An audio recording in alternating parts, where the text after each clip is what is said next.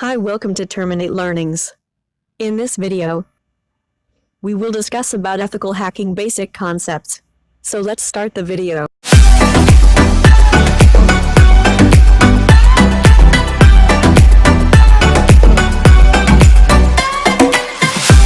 So first, we discuss about what is hacker. A computer hacker is a skilled expert who overcomes a problem using his technical knowledge.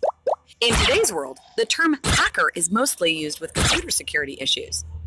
Hackers try to exploit the weaknesses of a computer system to get a hold of the confidential data stored in digital format.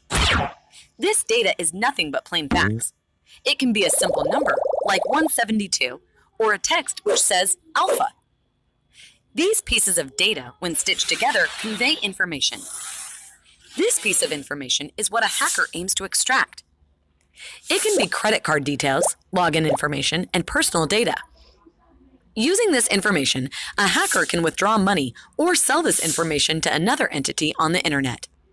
Apart from this, a hacker can also change or destroy this confidential information. Mike and Adam are riding their bicycle. Adam is most vulnerable to an accident here as he's not wearing a helmet. Similarly, a computer system is vulnerable to attack when there are flaws in the system. Along with vulnerability, another term that keeps cropping up is threat. A threat is anything that could potentially harm a computer system. Threats are of two types: environmental and man-made. Environmental threats include natural disasters, such as a computer system catching fire. Man-made threats include a person intentionally damaging a system. This is why, if there are any flaws, they should be fixed with appropriate measures. For instance, an employee should not leave his system unlocked, as this puts the information of the organization vulnerable.